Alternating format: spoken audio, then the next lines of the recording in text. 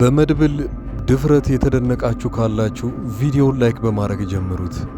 ዛሬ በምሳሌ ድራማ ላይ በክፍል 81 ምን ይፈጠራሉ የሚለውን ነገር በአጭሩ በደንብ አድርጌ የምነግራችሁ ይሆናል። አብዛኞቻችሁ የዚህ ቻናል አዳዲስ ስለሆናችሁ ቻናሉን ሰብስክራይብ በማድረግ ብዛታችሁንም አሳዩኝ። ዝና በዚህ ሰዓት ላይ ባልታወቀ ወጥመድ ውስጥ ሊገባ ነው። ታዲያ ወጥመዱን ያዘጋጁለትን ታውቁታላችሁ።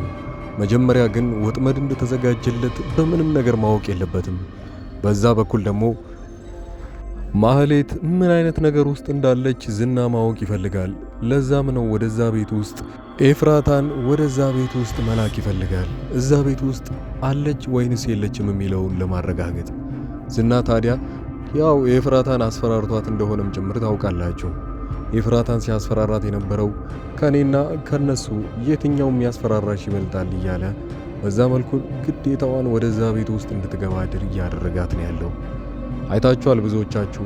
ምሳሌ እንደዛ ስትሳቀቅና በገዛ ቤታቸው እንደዛ ሲሆኑ ምንም አይነት ነገር እንኳን አላሳየችም። ማህሌት የምሯን መቀየር ፈልጋ ነው ወይ? ማህሌት እዛ በታገተችበት ሰዓት ላይ ስንት ጉድ እያሳየች እንደነበረም ጭምር አይታችኋል። መጀመሪያ ስትል የነበረው አሁን ላይ አንቺ እኮ በጣም መጥፎ ሰው እንደሆንሽ እናውቃለን። የሰው ላብ ነው ሁሌም አንቺ የሚጥምሽ። በዛ ላይ ሰው የሰራውንና ሰው የለፋበትን ነገር መቀማት ላንቺ ምንም ነገር ነው እና እንዴት አሁን ላይ በቀላሉ እንድንለቅሽ ትፈልጊያለሽ ስትባል ይህኔ አሁን ያቀረበችው ምክንያት ምናልባት አሳማኝ ሊሆን ይችላል። ያቀረበችው ነገር ያለችውም እኔ ከዚህ እንደወጣው የራሴን ስራ መጀመር እፈልጋለሁ። እንደ በፊቱ እንደዚህ የተዘበራረቀ ህይወት አልፈልግም። በዛ ላይ ይሄ ነገር ሰልችቶኛል። አሁን እመነኝና ከዚህ ቤት ልቀቀኝ ብላ ልታሳምነው እየሞከረች ነው። እሱ ግን በሰዓቱ ያላት ነገር ቢኖር ከአንቺ የምፈልገው ነገር አለ። ዝና የኔ ወጥመድ ውስጥ እንዲገባ አንቺ የምታግዥኝ ይሆናል። አንቺን በደንብ አድርጎ ስለሚያምንሽ ምናልባት አንቺ የጠራሽው ቦታ ላይ እሺ ብሎ ሊመጣ ስለሚችል ያኔ ታዲያ ሙሉ ለሙሉ ይሄንን ነገር መቋጨት እፈልጋለሁ ብሏል።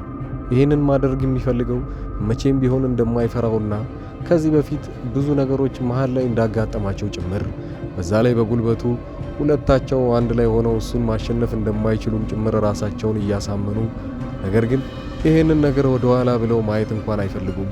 ወዲያው ወደፊት ነው መገስገስ የሚፈልጉት። በስተመጨረሻም ሰዓት አይታችኋታል። መንገድ ላይ ሲያገኟት የነበሩትን ኤፍራታን ሲከታተሏት ነበረ። ኤፍራታ ወዴት እየሄደች ነው?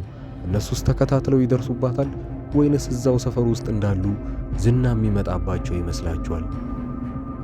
ማህሌት እዛ ቤት ውስጥ በታገተችበት ሰዓት ላይ እንዳጋጣሚ ሆኖ ያው ምሳሌን ይዛትና ማህሌት ደግሞ እንድትፈታላትና ከዚህ ቤት ማምለጥ እንደምትፈልግ እየነገረቻት ቅድስት እግሬን ካልፈታሽኝ ምሳሌን እዚሁ እማደርጋትን አታውቂም። ስለዚህ በደንብ ፈጥነሽ እግሬን እየፈታሽልኝ ከዚህ ብትሄጂ ይሻልሻል ትላታለች።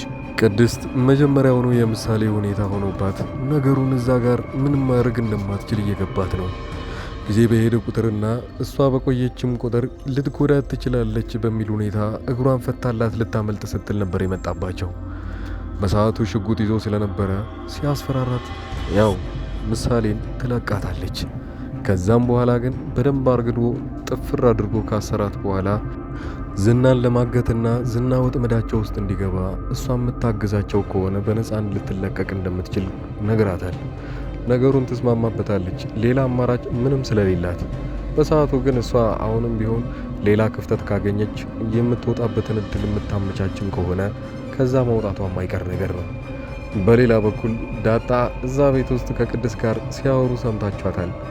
ዳጣ ያለኝ አጋጣሚ አሁን ብቻ ነው፣ አረ ሄጄ አንዴ ልምታት፣ አንዴ እንደዚህ ላድርጋት እያለች ሲያቁነጠንጣት ጭምር አይታችኋል።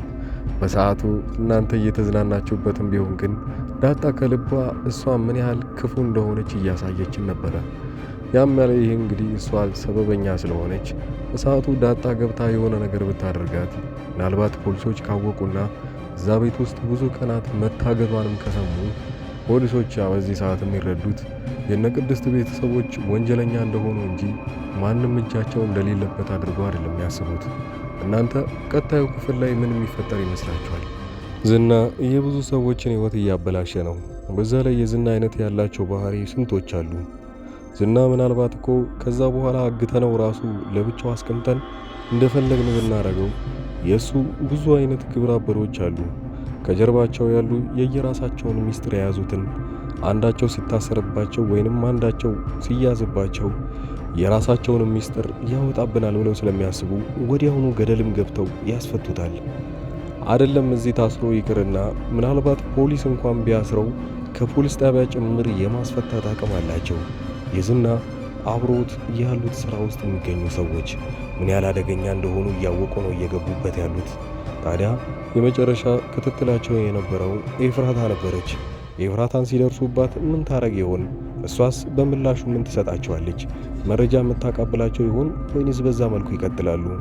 እናንተ ግን ጀግና የምትሉትን መድብልን ምናልባት እየተሳሳተ ሊሆን ይችላል። አይሆኔ ወይንም እየተዳፈረ ያለው ባልሆነ መንገድ ሊሆንም ይችላል። ታዲያ እናንተ ቢያቆም ይሻላል ወይንስ እንደዚሁ ይቀጥልበት ብላችሁ ነው የምታስቡት?